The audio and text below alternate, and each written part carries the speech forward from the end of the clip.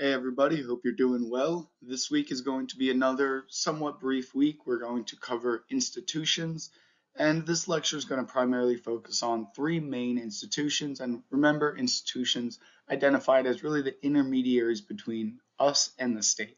So think about if you wanted to get involved in politics, if you wanted to learn about politics, what do you have to engage with? What structural institutions do you have to engage with to be able to achieve those goals? Well, if you wanted to get involved in politics on an effective level, you are likely to utilize the institution of political parties. If you're interested in learning more about the political landscape and getting involved in that way, or doing the first step in political engagement, that would be through the institution of the media. Also, if we have specific interests that we have to advocate to our government to represent for us, the best avenue to do so is through the established institution of interest group. So we will look through these institutions. We're going to talk about some general concepts regarding institutions, but we're not going to go too in depth today. So the purpose of this week, again, we're really wrapping up the course. This week our last quiz is going to be due. Last week you finished your last assignment. I will have all of your midterms back to you already. So make sure you review that. Remember, from here on, our priority is going to be the final exam and the final essay, a significant portion of your grade in this course. So the final essay, remember, we're taking that midterm, we're turning it into a 4 to 5 page paper. And remember, my comments on your midterm are exclusively there to help you. Even if I said this makes no sense, what are you talking about? You can never, whatever I may have said, it's not an attack on you. I probably respect you for writing whatever it is you wrote that made me provide commentary. When you give me an opportunity to help you, I am excited about it. So if you're curious about any of those comments, which there are many on every single paper, please reach out to me. If you have pushback on any of them, I encourage it. I, of course, am not a perfect writer myself. I have a lot of experience writing papers in political science environments and writing a professional political science paper. And that's the majority of what I tried to provide in my comments is that expertise. But again, sometimes you may have been making a different argument than what I perceived. And if you are interested in talking about it, I am always available via Zoom. And I am always happy to have some detailed emails back and forth. So reach out and we'll discuss my midterm comments, and you'll be ready to turn that into a 4 to 5 page paper. Remember, 4 to 5 pages of text. That is going to be including the first page to the first word of your essay to the last word of your conclusion. So make sure you are not including your works cited or a title page in that total page count. So let's get going and let's talk about some institutions. So before we really dive into institutions, it's important to understand the impact and the structure of public opinion. And again, some of this will be review, some of this will be helpful access to terminology to help you understand maybe some of my comments on your midterm. And some of it is just important to understand when starting this discussion. So what is public opinion? Well, according to our textbook and all of political science, it's the aggregate of individual attitudes or beliefs shared by a portion of the adult population. Public opinion, you can have 10% of the adult population believe something, and it should be considered a part of the public opinion and must be considered when debating policy. Now, there are countless gradations of public opinion that exist on any single issue. We kind of talked about this before. Remember, spatial issues. A spatial issue allows for that depth of gradation, allows for that depth of opinions. If you want a $7.25 minimum wage, you make me want to work harder than I did back in Virginia, as I already ranted about before. Or you could have a $15.82 if you want to be crazy with it. This is your ability to have a wide range of issues. That's the definition of a spatial issue. But we also see that there are multiple points along this spectrum of this specific issue of minimum wage that are represented among the adult population, giving us the conclusion that among public opinion, it is important to consider the fact that we have sentiments in favor of a $7.25 and in favor of a $15 minimum wage, and they both can be respected and implemented in various states or levels that best represents the people. So when you do implement these policies, it is important to understand framing. And it's important to understand the framing when you are obtaining information, when you're engaging with politics, when you're advocating for your interests, because it is very essential and it is the very foundation that determines the success of, say, a policy preference, a social movement, whatever it may be.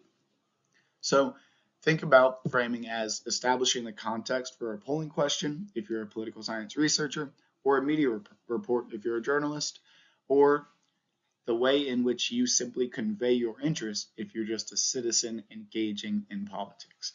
Now, framing can mean either fitting events into a familiar story, or you could even activate preconceived beliefs or prejudices. So we see that framing is a very important tool that, even when it is not purposefully utilized, still will always exist. The unintentional framing that exists in every single sentence ever spoken. And when you obtain news media, when you engage or convey your own interests, it is important to have at least minor considerations of your framing. Now, when you do consider your framing, are your statements empirical or normative? And what I mean by that is, if you have a normative statement, you're saying, well, it is getting really cold out today because, the clouds are coming in, it's shady, and I feel like I'm just not getting enough sun. Well, that's a weird example, but normative a statement, something that invokes a judgment or an evaluation. For you to understand that statement, you have to be in my perspective. A normative evaluation relies on seeing things through an individual's eyes, which, when we convey our interests to each other as citizens, very useful.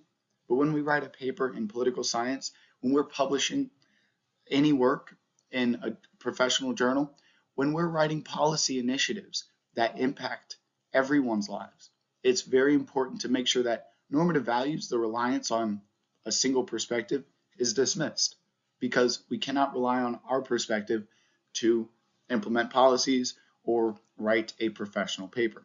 So empirical statements are statements based on the assessment of data without regard to any personal judgments. So empirical statement, an example would be, it's cold outside today because, then you could list off some weather reports that explains specifically and objectively why it is so cold.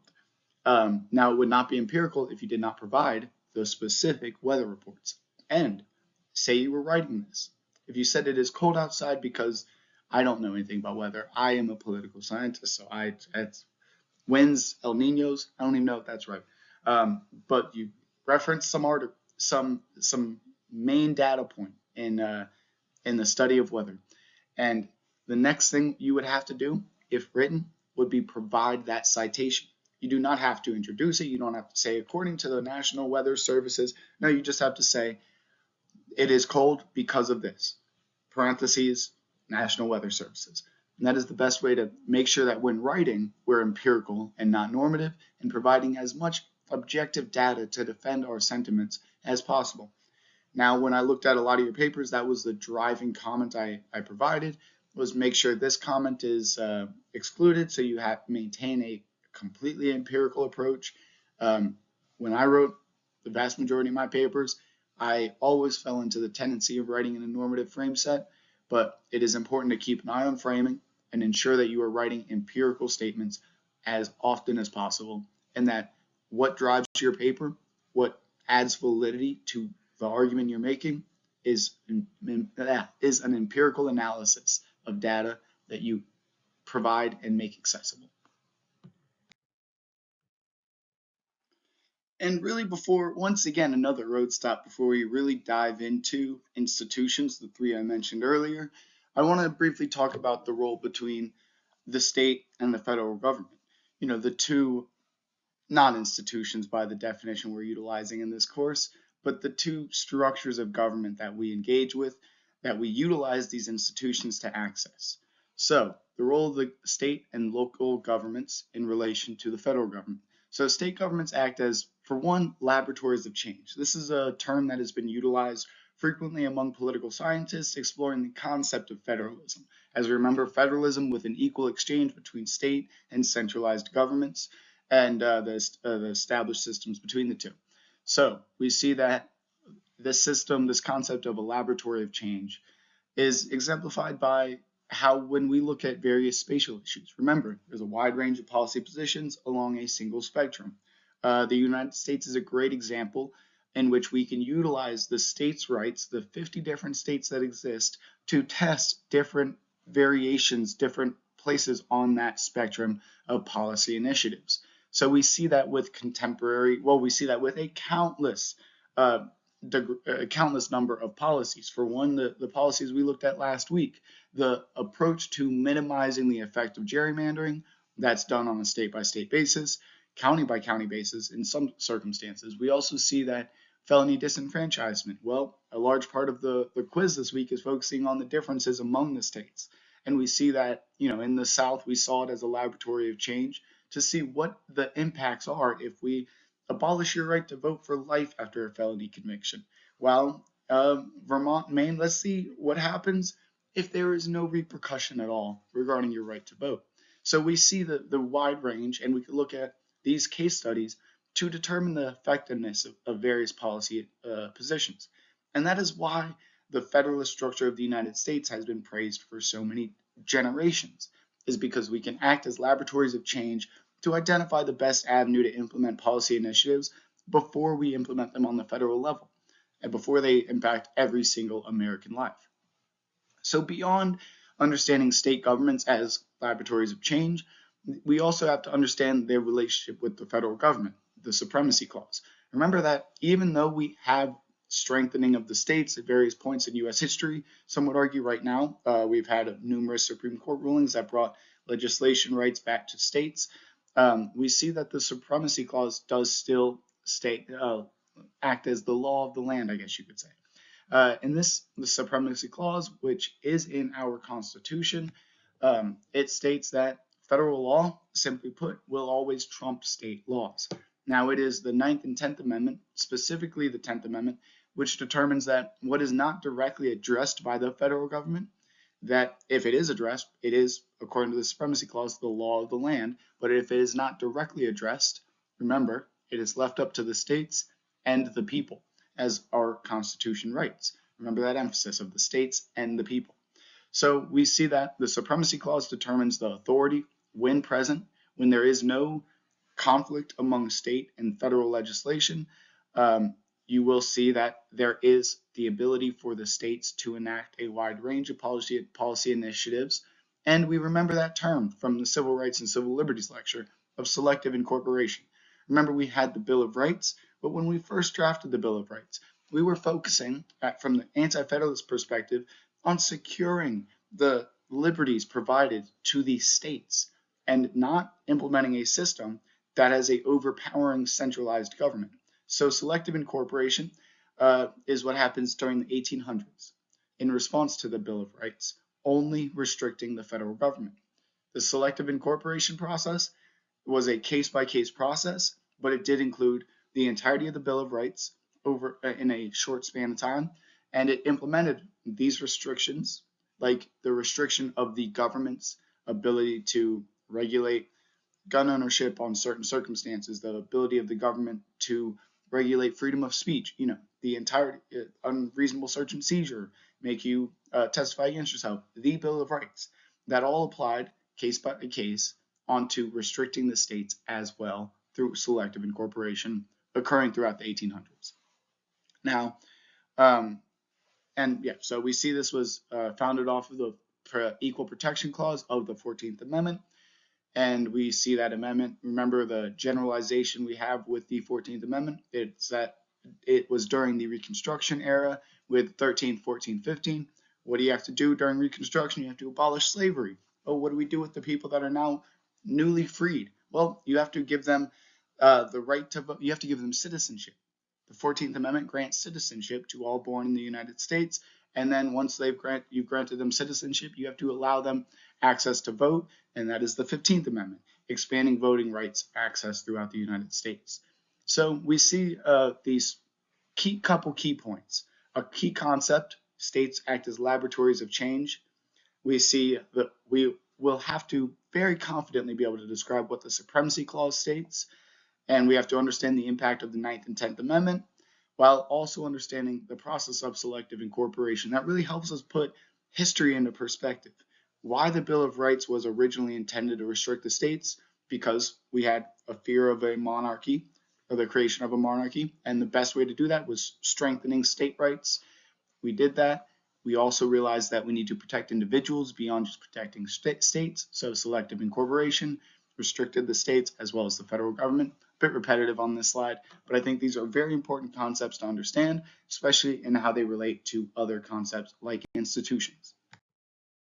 So let's talk about a key term that you'll hear frequently if you continue onwards in your study of political science.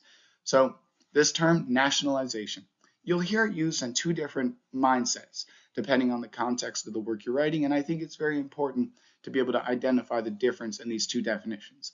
You will always be able to see what definition is being relied upon for two reasons: the context, and the second one, because if it is a professional writer in the field of political science, they will provide their definition of terms as simple as nationalization. So and that's another way to think about this. The most respected professional papers in all of political science, even if if the title of the paper is nationalization in the United States, the first thing they will do is clearly define the terms they're using. Nationalization. So it is important that when you write your paper to provide clear definitions of the terms that may seem like a given, may seem like common knowledge, but to be able to write a pure and professional and empirical paper, you want to provide your definitions whenever possible. And if you want to be a good citizen, if you remember that first lecture, not a good citizen, but if you want to take the advice I portrayed in the first lecture of understanding the nuance of definitions that other people may maintain when discussing politics. Now let's talk about nationalization. So nationalization, there are two contexts. Let's talk about the market context, the economic frame set. We can look at the definition for nationalization. So nationalization is referred to the transition that brings privately owned industries and companies under public authority. Remember, this is the market context. This is when nationalization is focusing on industry or business. You see at various times, especially in periods of conflict, nations globally will nationalize various industries. We've even seen it in the United States in response to national security threats. After 9/11 occurred, we had the nationalization of airport security. There was no longer the ability for Dallas Fort Worth and LaGuardia up in New York to be able to have their own security policies. It was nationalized, and the federal government took a dominating role in enacting and maintaining the consistency of those policies regarding TSA. So one definition for nationalization regarding markets and industry is transitioning from privately owned to public owned. Apologies for the mix-up. Nationalization in the social context. This is what you'll see if you're reading a work for one, political polarization. A lot of contemporary works examining the role of institutions focuses on this mindset, this framework of nationalization. And of course, this is a focus more so on the individual's experience than the industry structure. So nationalization in social context consists of the transition from a locally oriented presence to a nationally oriented presence. Now, let me explain that. Think about 50, 100 years ago, your grandparents. How were they obtaining news? Did they pull their phone out? Well, of course, we know that technology did not exist. They would instead almost definitely go get the local newspaper. Now, 50 to 100 years ago, was the New York Times selling their newspaper in Kalispell, Montana? No. They did not have much market share, if any market share, in Kalispell, Montana. So the paper you would likely be obtaining is the Daily Interlake, the newspapers in the region.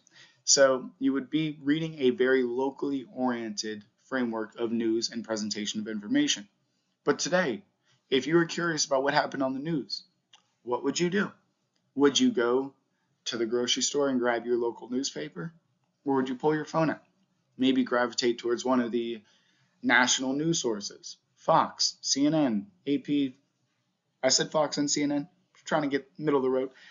Whatever news source you prefer on the federal level, they often tend to be on the federal level. If you obtain news through Instagram, good chances are that you are obtaining federally focused news.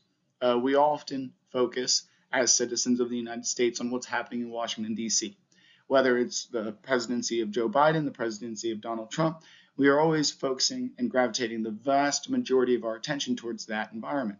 That is an example of how we represent a nationalization of media and focus on government. So in the past, that example of the newspaper, that would be providing information, obtaining information through a locally oriented mindset, while contemporarily using your phones, higher likelihood of obtaining a national mindset. Now, of course, we can still obtain local news, and we could push back on the nationalization of various institutions and engagements. But the main takeaway from this lecture, from this slide right here, is understanding the nuance in the term. It is both when understood, when referred to in market conditions, when discussing industry and business, it is the transition from privately owned industries to public authority. And then under social definitions, we see that it is the transition from a locally oriented presence to a nationally oriented presence. Think about if you care more about your representative in your Montana House District or in the U.S. Senate. That represents your focus on a local mindset or a national mindset. According to data provided by Pew Research Center, we have a tendency to be more focused on the national mindset in contemporary politics, and that nationalization has increased over the span of a few decades. Now, let's finally get to the institutions. So the institution of the media. Well, we understand that, let's simply try and discuss and define the media. Let's understand this as any institution, any business, any structure that is providing information to the general public on any level. You do not have to be the top viewer. You do not have to have much traction. You are considered a part of the institution of the media if you have a YouTube page and 10 people listen to it every month. So the media, when we look at it on a macro scale, we can reference the work of Paul Pierson and Eric Schickler's meso-institutional analysis of the media, which you will not have to dive in detail on, but it is one of the most recent developing works in political science regarding this topic. We see that there is we are witnessing a period of nationalization. And by that, we are referring to the social definition of nationalization. We're watching a shift from locally oriented environments, locally oriented focuses on information, to a nationally oriented focus on media and content. So this is occurring. I will post a article as an optional reading on Eagle Online that portrays a study done examining what happens if the New York Times is implemented in a locally oriented environment. We also see, when we look outside of the nationalization of news content and the media as an institution, we see that there is a altering media landscape in recent years, as we are all here to witness, as technology has significantly shifted how we obtain news, how we discuss politics, and how we engage with each other. So looking at technology in the past few decades, we understand the increasing prevalence of social media. And when we look at social media and the research that comes with that focus, we see a focus on something that a couple of you have even mentioned in your papers, echo chambers. We know this as simply talking to ourselves, talking to people who support our beliefs, and using social media platforms and just technology and media, the media landscape at large, to prioritize discussions with people that we would agree with. Echo chambers. Kind of the term is making a little more sense as I ramble on. You have less of a tendency to identify conflict, and a higher tendency beyond that to also see the worst portrayals of counter opinions and the best portrayals of your own beliefs. So people point to this period of this process as a large contributor to the contemporary period of political polarization. But when we look at media at large, we want to, for one, understand what the structure is, the wide range. It is not just the cable news networks. It is not just your newspapers. It is your YouTube channels. It is the people you follow on Instagram. It is your friends distributing information in the general public. It is every avenue in which you obtain political information through any form of institution or discussion. I will not be asking you that on the quiz, as that can be a wide-ranging debate, and if you're maintaining a different focus in political science, sometimes you can have a bit more narrow of a definition. But we want to remember generally uh, that the institution of the media is going through a period of nationalization.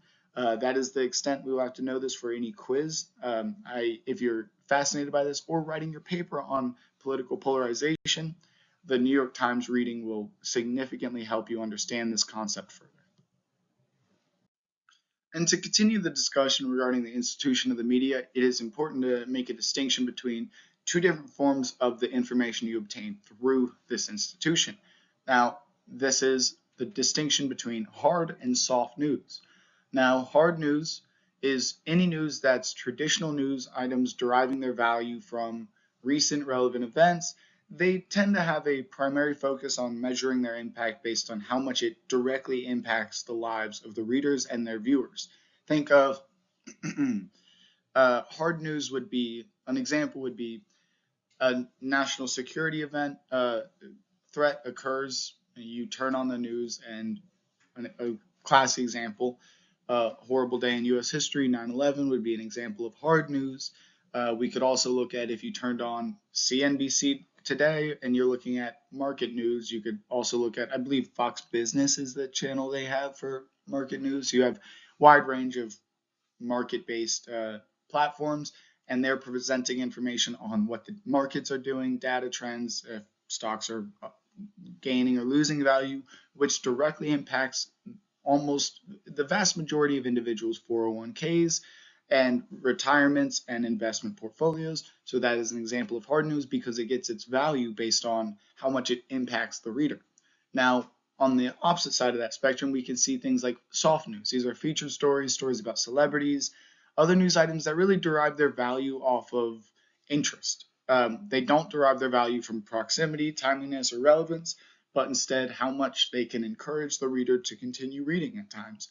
And let's be honest, we all obtain both hard and soft news, and the platform you obtain the news might indicate whether it's more likely to be hard or soft news. By that I mean if you're watching cable news networks or if you're watching e-news. Of course, e-news, that's the entertainment one with they basically just talk about celebrities and who's dating who. That is a great example of soft news. Now, the distinction between hard and soft news has nothing to do with opinions. It does not have to do with the certain value in which somebody places on an issue. If we can understand an issue as impacting and getting its value and focus from impacting the majority of viewers or readers, or having a perceived impact on the majority of viewers and readers, then we could see that as hard news. A good example would be various policy initiatives. You could look at on one side of the political spectrum, immigration. That's a great example of hard news. Even if you believe it has no impact to you, you live in rural Montana, you've never met somebody that's not from my family's from Scobie, Montana. If you've never left Scobie, Montana, you've never met another person outside of Scobie, Montana, that might not have as much value to you as an individual, but you have to understand that derives its value at large from its impact on individuals. You can look at the same thing for policy initiatives from the opposite side of the spectrum. And there is no value placed when determining hard or soft news. That was just a good example I could think of off the top of my head, as we know objectively that the issue of immigration is viewed as an issue of an example of hard news. While, you know, who Ryan Seacrest, I don't know why Ryan Seacrest is famous. I don't even know who Ryan Seacrest really is. Is he on the radio? I don't know. Who he's dating is the best example of soft news. What Billie Eilish is doing, soft news. What your favorite sports team is doing, soft news. I know the vast majority of news I obtain because I'm a diehard Knicks fan is soft news because I follow way too many of those Knicks update pages that just tell me some lie about some recent trade idea that never happens. Never happens. But all that aside, it is important to understand the distinction between the two, and that is the main takeaway from this slide. When I have my lecture in class, I kind of have a little bit of a discussion about some examples of news that we obtain that might be a gray area, might be a clear example of hard or soft news, but I like to ask the general question that we can all internalize. Is the majority of the news you obtain soft or hard news? I know I obtain a majority of soft news at times. I also have a heavy focus on markets in recent years, so that's my main focus on hard news, and I obtain a lot of hard news and updates through, databases like JSTOR with updated political science research. So we see the wide range of uh, really accessing media, but regardless, you are either obtaining hard or soft news, and that distinction is important. Now, political parties.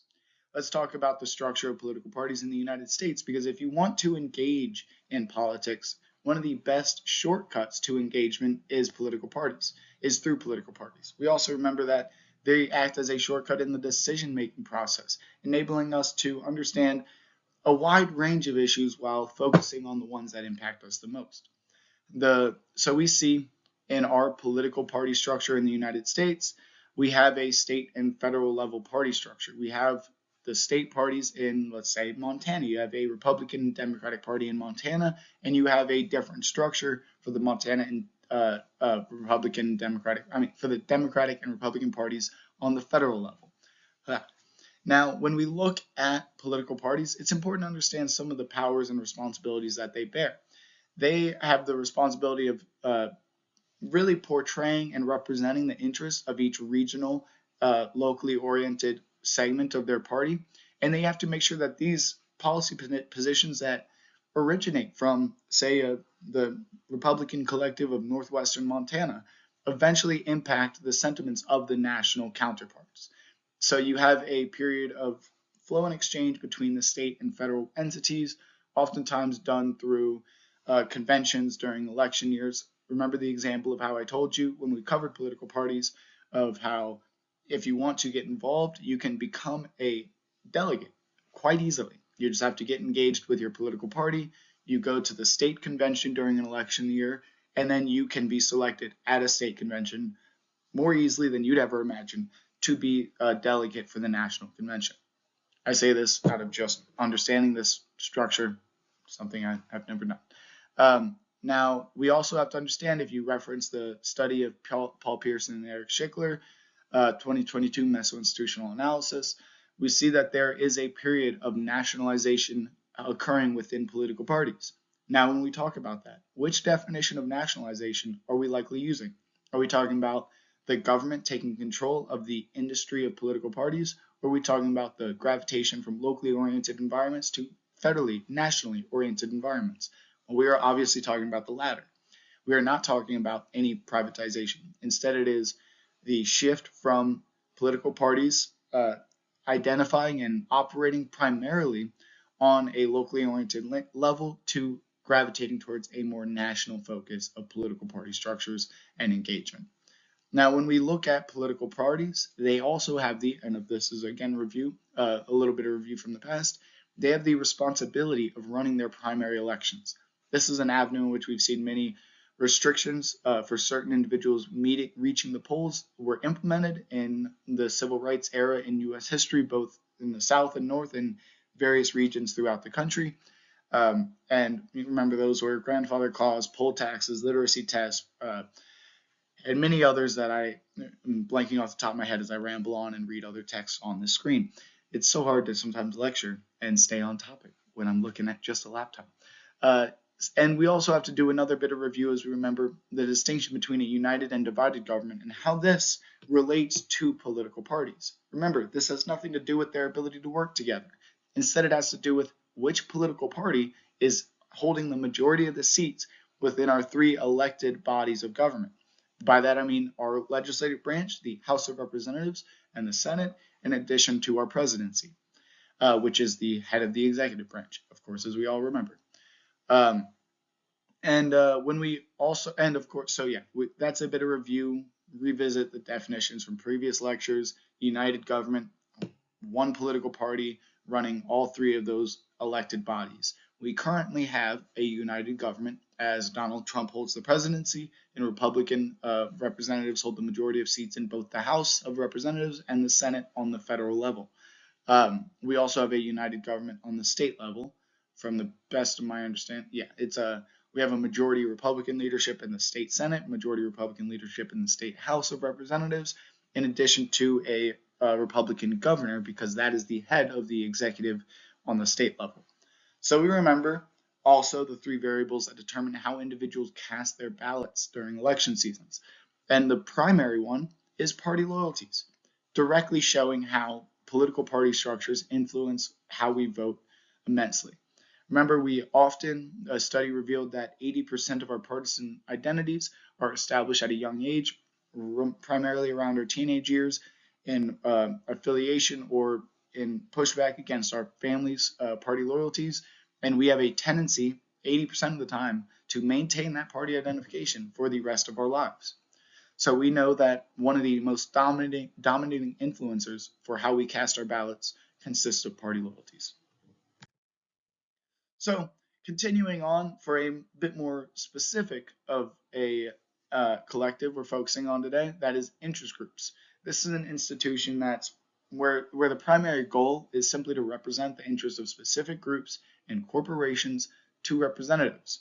Now we see them operating both on state and federal levels, as we do have interest groups advocating and lobbying within state governments to the elected House, Senate representatives, as well as governors and elected House, Senate representatives, as well as executive leaders within the federal government. Now we have a wide range of interest groups, and this is where you'll see way more than I could explain right now. They range from ideological, economic, you have special interests, professional, corporate-based, industry-based. You have sometimes they get as specific as Mothers Against Drunk Driving, a collective focused on minimizing the impact of drunk driving throughout the United States, which is quite clear in the title. So we see a wide range of policy positions represented by these interest groups. Now, the structure of interest groups and lobbying was intended to acknowledge the reality that we do not often have the ability, time, and determination to call our representatives in every day of our lives whenever we have a policy prevalent that will impact our lives. So we use the structure, the institution of interest groups, and the structure of lobbying to advocate for our interests to elected representatives.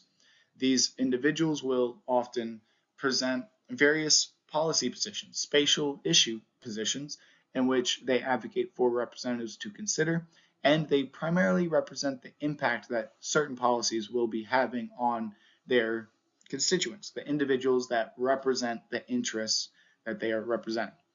So, through this process, you see lobbying occurring, which is attempting to influence the content of policy by exerting influence on government officials. We see this as, again, a respected action within government, although it has been demonized in recent years.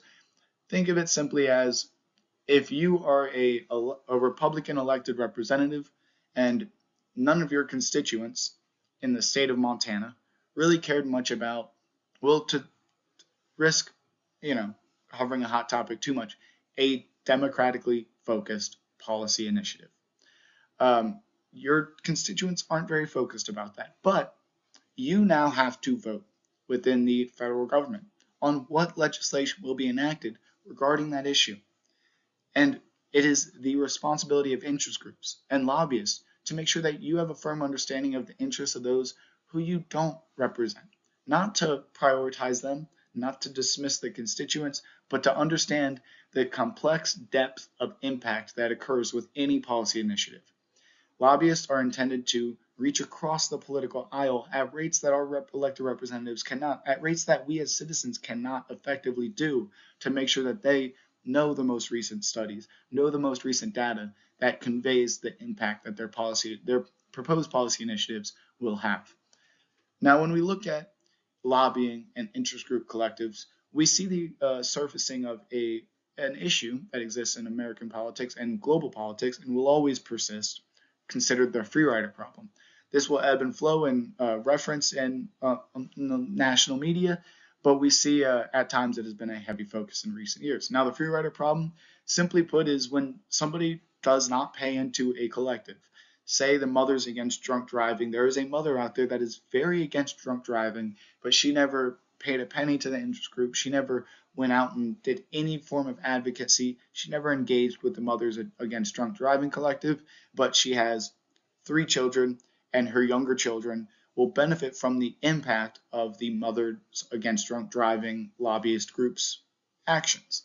Will that individual, that mother, is considered, in this context, a free rider. She is going to benefit from the progress of a collective without paying into it. Now we could, to oversimplify this, just to give you an example of what a free rider is, think of how when you drive on the roads, those are paid for with tax dollars. If you never pay taxes in your life, you are an example of the free rider problem. Now we know in the United States there are people in every single interest group. There are people who drive on these roads who don't pay taxes, but there are people in every single interest group who do not pay into the interests of the interest group. They don't contribute their time, their money, or anything along that metric, and this results in them representing the free rider problem. Now, there is an extent that at various times we want to focus on this and make sure we minimize the impact and presence of the free rider, but also acknowledge that this is a concept that will always be present on some degree, although it can be present on a far more regulated level than present or historically present. So we also want to understand the term zero-sum policy. This is a policy debate in which any victory by one side comes at the expense of the opposing side, resulting in a lack of compromise. So it's important to understand that when you advocate for interest groups, they are operating to the best of their ability to avoid zero-sum policies. We see when issues can be politicized and taken away from the actions of sophisticated and detailed debate, we can see the result of some zero-sum policies being proposed. Interest groups are intended to make sure that debate, compromise, and understanding through empirical data and through using this institution, our elected representatives can minimize the times in which they consider implementation of zero-sum policies. And interest groups have successfully, from time and time again, minimized the existence of these zero-sum policies. Another fascinating thing, if you were curious, I think I might post the Paul Pierce and Eric Schickler reading as just an optional reading, in case you were curious and interested. They also identify a period of nationalization occurring within interest groups.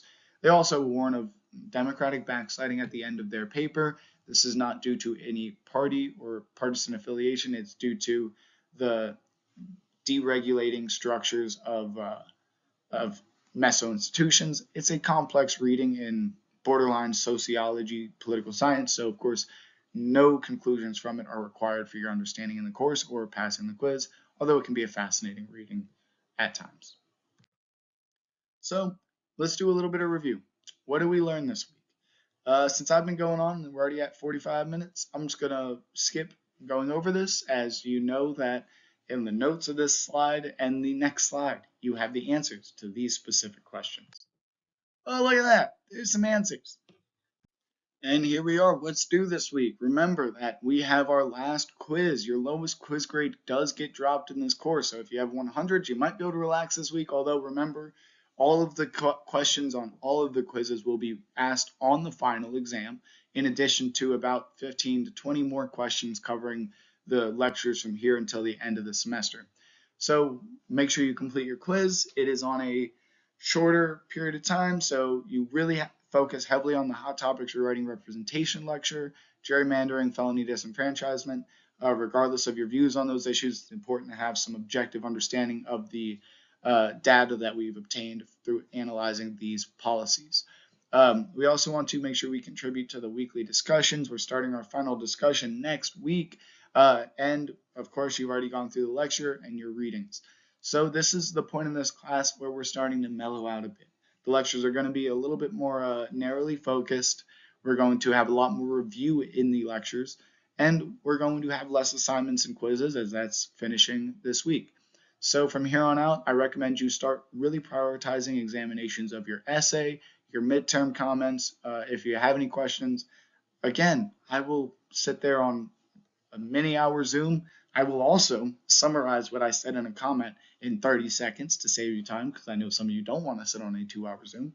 So just know that you can reach out anytime. You can email me a detailed, multiple paragraph analysis of my commentary. If you don't want to sit on a Zoom, I will provide a detailed multi-paragraph explanation of my comments to help you get a better understanding and address some concerns you may have. So reach out and we'll make some progress.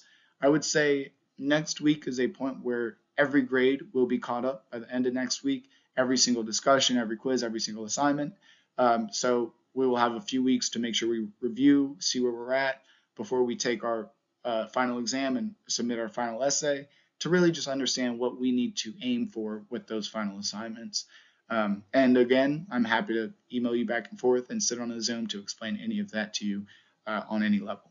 Thank you guys for another good week. I hope you have a great weekend. Well, yeah, whenever you watch this lecture, that's the hardest part. I never know when I'm going to be talking to you. I hope you have a great weekend and week. Talk to you soon.